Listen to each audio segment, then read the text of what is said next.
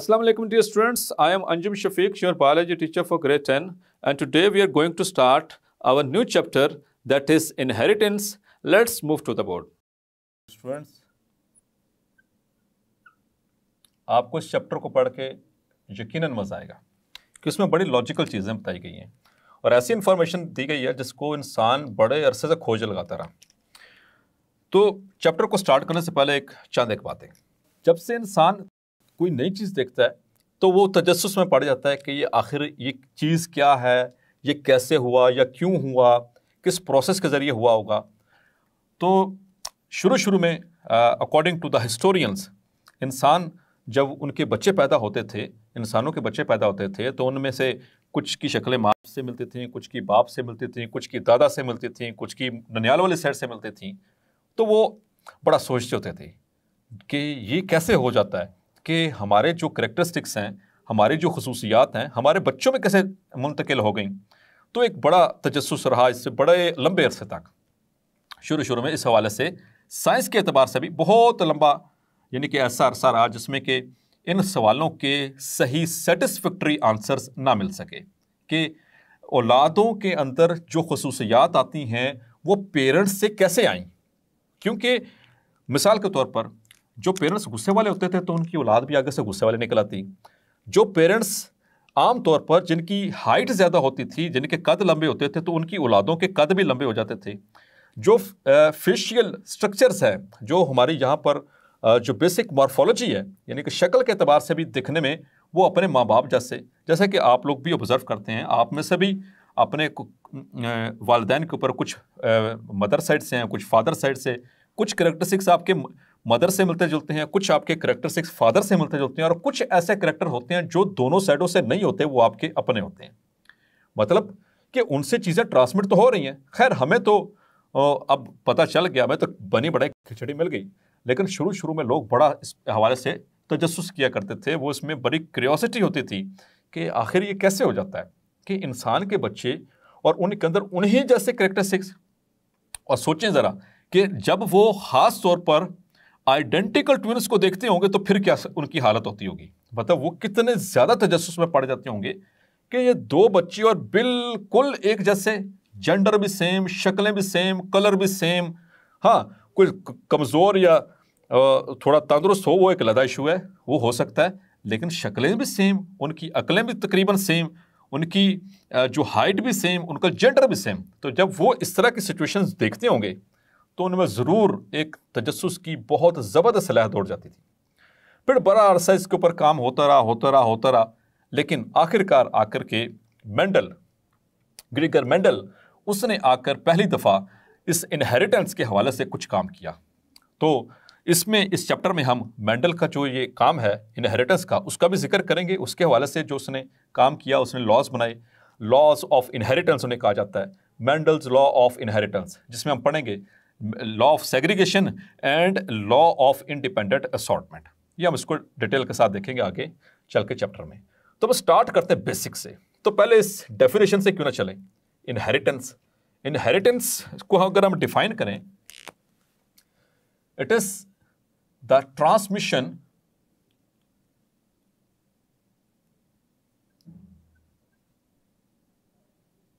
Of characteristics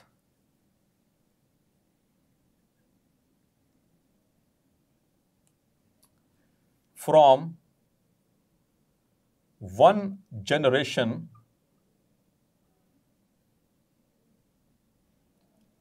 to the next generation.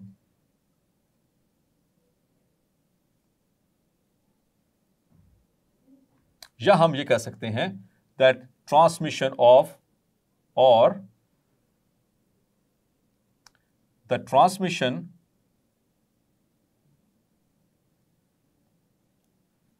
of characteristics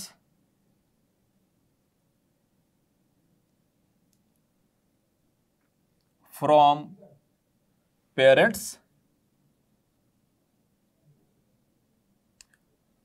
to offsprings.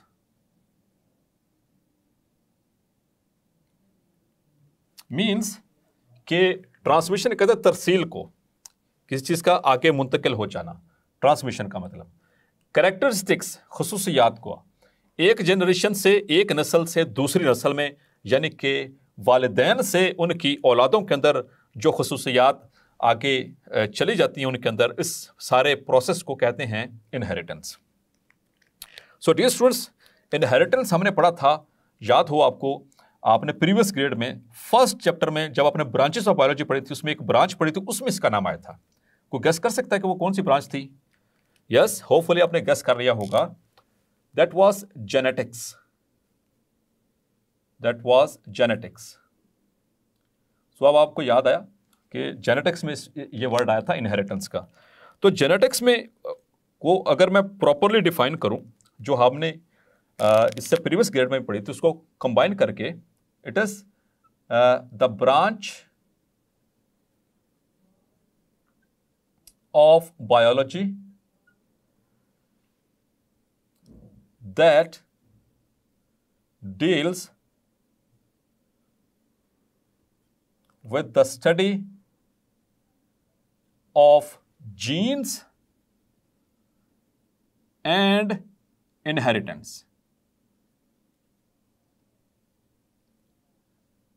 तो याद आया आपको, वहां पर आपने पहली दफा ये वर्ड पढ़ा था इनहेरिटेंस का, और अब ये पूरा चैप्टर उसके ऊपर मौजूद है, इनहेरिटेंस के ऊपर। तो इनहेरिटेंस को तो डियर स्टूडेंट हमने डिफाइन कर लिया। अब बात करते हैं जीन्स की। What are genes? तो होपफुली इसका कंसेप्ट भी होगा, क्योंकि आप पढ़ के आ चुके हैं प्रीवियस ग्रेड्स में भी, और इतना जनरल नॉलेज होगा। यहां पर हम कोशिश करते हैं इसको कॉम्प्रिहेंसिव डेफिनेशन में पुट करने की, जीन्स को। So what is a gene?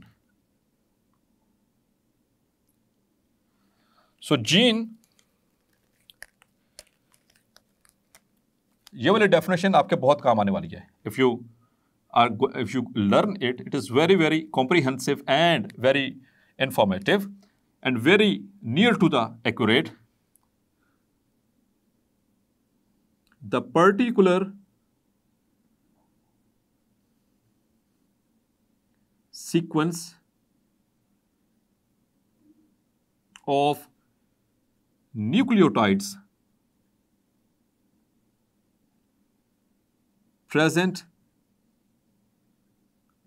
on DNA responsible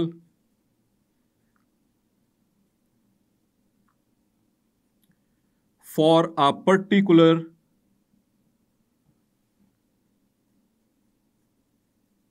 trait.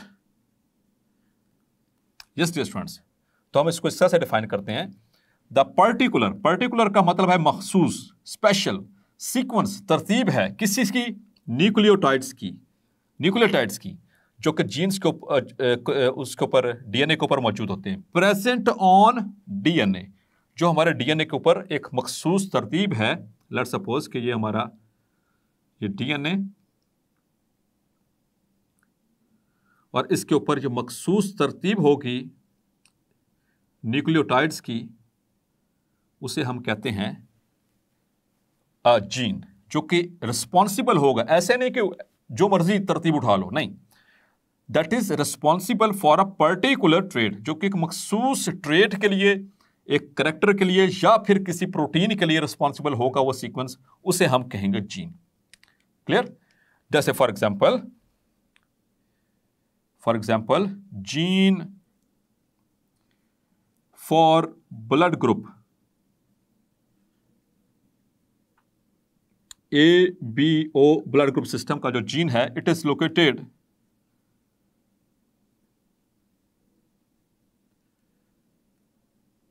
Eight chromosome 9, chromosome number 9 के ऊपर इसका जीन है। और इस जीन का नाम क्या है? जीन आई उसका नाम है। और इसके आगे मल्टीपल डिटेल्स हैं, वो आगे चल कर आएंगे। अभी मैं फिलहाल नहीं इसको छेड़ने वाला, क्योंकि हमने वो इस चीज़ को अभी डिस्कस नहीं किया।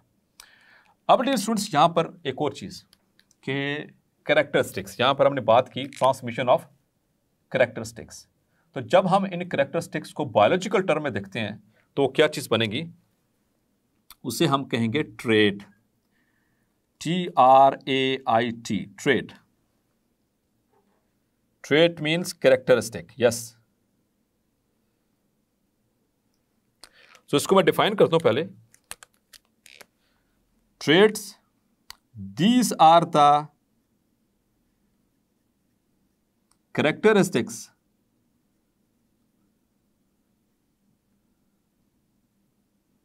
which are transmitted from parents to their offsprings. तो ऐसे कैरेक्टर जो अगली नस्ल में मुंतकिल हो सकता हो उसे कहते हैं ट्रेट, या उसे कहते हैं इनहेरिटेबल ट्रेट. मिसाल के तौर पर for example like height, for example intelligence, for example skin colour,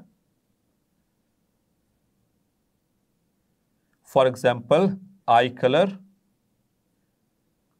etcetera etcetera. तो इस तरह के बहुत सारे कैरेक्टर्स हैं जो कि हम अपने वालिदैन से हासिल करते हैं, जो उनसे हमारे अंदर मुंतकिल होते हैं. तो उनके लिए जो बायोलॉजिकल टर्म है उन कैरेक्टरिस्टिक्स के लिए उनको कहा जाता है ट्रेट या ट्रेट्स कहा जाता है. डियर स्टूडेंट्स, अब आते हैं हम, तो जीन को तो हमने डिस्कस कर लिया, अब हम बात करते हैं क्रोमोसोम के हवाले से. So what is a chromosome? नाम तो सुना बहुत आपने, chromosome.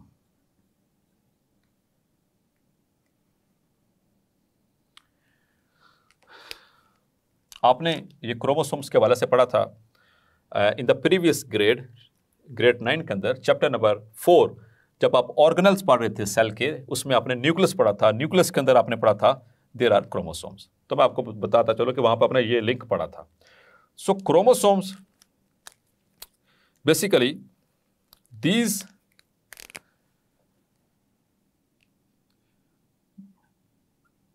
these are the condensed form of chromatin. These are the structures which are the condensed form of chromatin. Condense का मतलब क्या होता है? सुकड़ा हुआ. ठीक है, इकट्ठा हुआ, सुकड़ा हुआ. किसकी कंडेंस फॉर्म है? क्रोमैटिन की. तो अब आते हैं जी, क्रोमैटिन क्या चीज है? What is chromatin? इसी को यहीं से कंटिन्यू करता हूं. So chromatin, it is a thread like material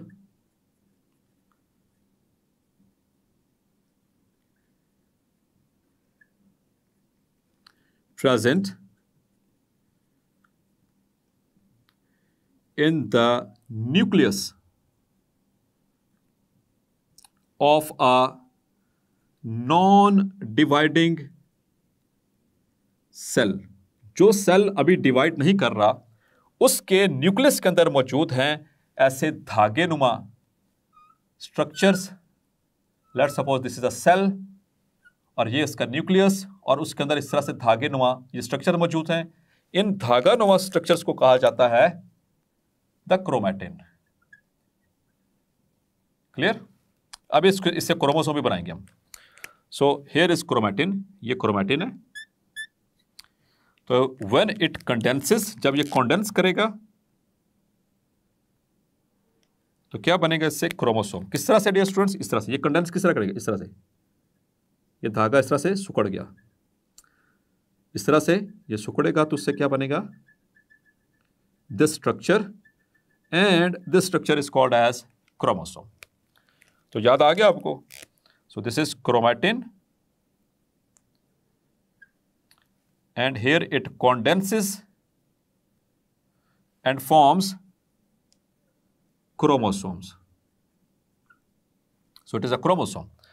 और डियर स्टूडेंट्स, आपने यहां पर एक टर्म एक और याद रखनी है, फिर आगे चल के क्रोमैटिन की कंपोजिशन पे भी बात करता हूं. That is homologous chromosome. आपने नाम तो सुना होगा होमोलोगस क्रोमोसोम्स का। तो क्योंकि प्रीवियस ग्रेड के अंदर आपने जब चैप्टर नंबर 5 पढ़ा था सेल साइकिल, तो उसके अंदर ये होमोलोगस क्रोमोसोम का जिक्र आया था। तो होमो का मतलब है सेम, लोकस यहां से है लोकस के ऊपर। ये लोकस क्या होता है आगे चल के बताता हूं। तो इसको मैं दो तरह से डिफाइन करने की कोशिश करता हूं, आसान जैसा आपको लगे आप उसमें कर सकते हैं। सो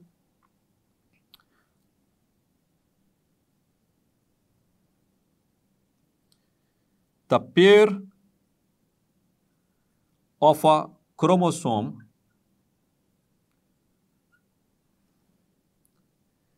in the nucleus is called homologous chromosome। या फिर अब आते हैं इसकी थोड़ी टेक्निकल डेफिनेशन की तरफ, इसकी टेक्निकलिटीज की तरफ कि होमोलोगस क्रोमोसोम का मतलब क्या है। सो डियर स्टूडेंट्स, आपको पता है कि हम कहाँ से बने? We are made from one cell. हम बने थे एक सेल से जिसका नाम था जाइगोट। और जाइगोट किससे बना था डियर स्टूडेंट्स? वो बना था एग और स्पर्म के। एग सेल और स्पर्म सेल, उनके अंदर जो नंबर ऑफ क्रोमोसोम होता है हाफ, ठीक है। तो एक क्रोमोसोम आया था फादर से, this chromosome is from father, let's suppose, और दूसरा क्रोमोसोम आया था मदर से, from her egg cell. So this is the first pair, ये पहला क्रोमोसोम। अब डियर स्टूडेंट्स, अगर जो फादर से जो क्रोमोसोम आया, इसकी टिप के ऊपर लेट्स सपोज कि there is a gene for eye colour, तो जो मदर से जो पहला क्रोमोसोम आएगा उसके भी इसी टिप के ऊपर होगा जीन फॉर आई कलर। मतलब कि यहां पर जीन्स की लोकेशन सेम होगी। पहली बात, same location of particular gene for a trait, किसी एक ट्रेट के लिए पर्टिकुलर जीन जो है वो सेम होगी, यहां पर भी यहां पर भी। पहली बात तो ये होगी ये। दूसरी चीज देखें, इनकी शक्लें भी एक जैसी हैं, हैव सेम मॉर्फोलॉजी। मॉर्फोलॉजी क्या dear students? That is the appearance, that the forms and structures of forms and structures of anything, any living tissue और एनी ऑर्गन, उसको हम कहते हैं मॉर्फोलॉजी। आपने पढ़ा था ये ब्रांच ऑफ बायोलॉजी है। मॉर्फ का मतलब होता है शक्ल, अपीयरेंस। तो अपीयरेंस दिखने में भी ये एक जैसे लग रहे हैं, दिखने में भी एक जैसे, और इनके ऊपर जो जीन्स हैं वो भी सेम ट्रेट के लिए। हाँ, उनमें डिफरेंस रहता है कि ये हो सकता है फादर से जो आई कलर आया का जीन आया वो ब्लैक का है, जो मदर से आया वो ब्राउन का है, तो जो डोमिनेंट होगा वो बच्चे में अपीयर हो जाएगा। क्लियर? वो एक बात की बात है, लेकिन इनकी जो टाइप ऑफ द ट्रेट है वो सेम है, और इनकी लोकेशन है वो भी सेम है, और इन क्रोमोसोम्स की जो शेप है वो भी सेम है। तो ऐसा क्रोमोसोम कहलाता है होमोलोगस पेयर। जैसे ऐसे क्रोमोसोम्स को कहते हैं होमोलोगस क्रोमोसोम्स। तो होपफुली अब आपको ये कभी जिंदगी भर नहीं भूलना चाहिए, जिस पर जीन्स की लोकेशन सेम हो और वो दिखने में भी एक जैसे लग रहे हो, उनकी मॉर्फोलॉजी भी एक जैसी हो, और वो पेयर की शक्ल में हो, तो उससे हम कहते हैं homologous chromosome. So dear students, ये बेसिक टर्मिनोलॉजी हो सकता है आपको कंफ्यूज करे, लेकिन आज के लेक्चर में मुझे उम्मीद है कि आपको ये क्लेरिफाई हो गई होंगी कि इनहेरिटेंस किसे कहते हैं, जेनेटिक्स किसे कहते हैं, जीन किसे कहते हैं। सो ट्रेड्स को भी आपने समझ लिया होगा। होपफुली आज का लेक्चर आपको क्लेरिफाई हो गया होगा। मिलते हैं नेक्स्ट लेक्चर में मज़ीद डिटेल्स के साथ। अंटिल देन अपना ख्याल रखिएगा। अल्लाह हाफिज़।